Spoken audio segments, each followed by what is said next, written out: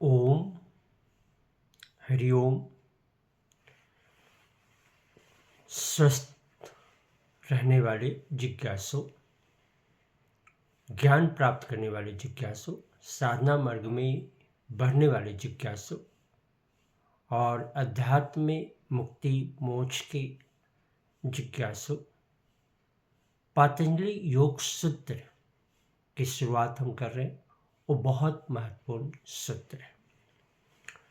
इसमें कुल 196 सूत्र है जो हमें जानना जरूरी है। जानना, पढ़ना, समझना सब जरूरी है और सबसे उसके बाद उसके ऊपर अमल करना है। आप इसको व्यवहारिक भाषा में कहें तो इस यात्रा का ये एक मार्गदर्शिका है, नियम है जिस पे हमें चलना पड़ता है। और बहुत सारे सूत्र तो आप जैसे जैसे आगे बढ़ेंगे और आप साधना कर रहे होंगे तो आपका प्रगति निश्चित रूप से होगा। जैसे हमने बहुत कम उम्र में आश्रम में जब निवास कर रहे थे तो 3 शब्दों का परिचय हुआ था: उपासना, साधना, आराधना।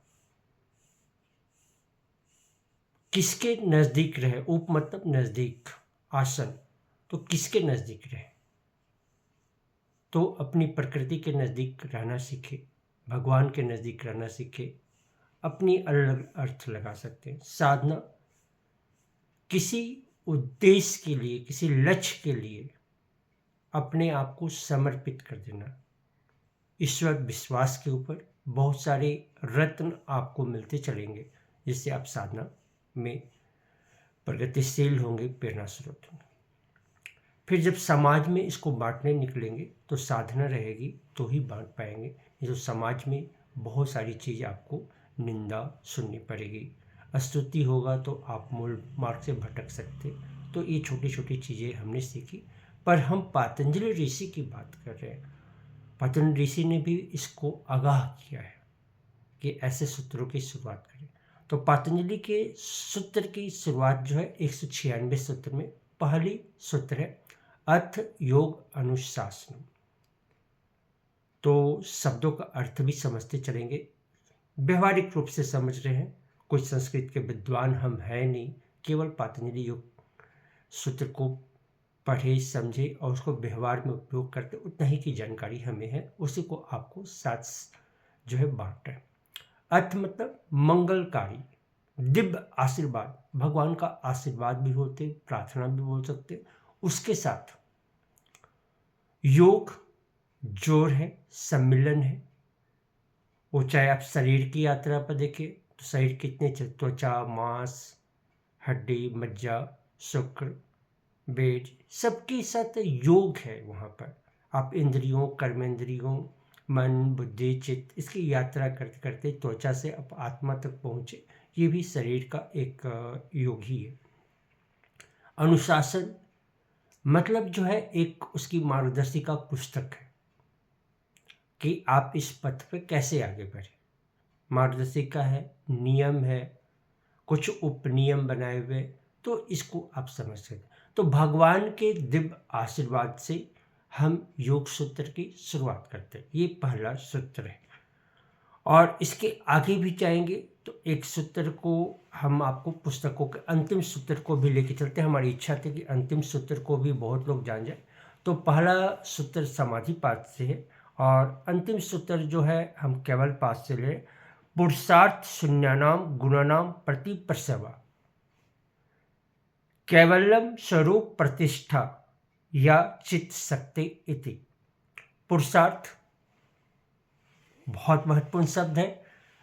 हम अपने प्रति मेरा कर्तव्य क्या है, हमारे परिवार के प्रति क्या है, समाज के प्रति क्या है, राष्ट्र के प्रति क्या है, ये सारे कर्तव्यों को उसमें चर्चा होगी।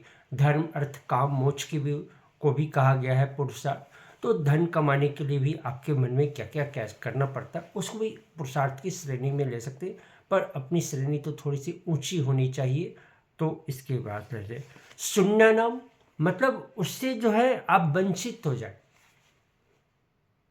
बहुत महत्वपूर्ण सूत्र है। चलिए आगे चलते, वंचित हो जाए। गुणा नाम 3 तात्विक गुण, सात्विक, रासिक, तामसिक। गुणा नाम, इन गुणों से भी आगे बढ़ने की बात कही गई है।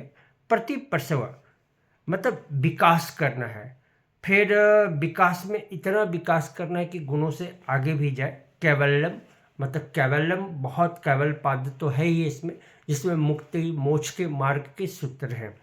और स्वरूप अपनी प्रकृति में, हमारी प्रकृति क्या है, ये एक अलग प्रश्न है कि हम अपनी प्रकृति में स्थित हो। आत्मा की बात करें तो आत्मा में स्थित होना पड़ेगा, आत्मा के करीब जाना पड़ेगा।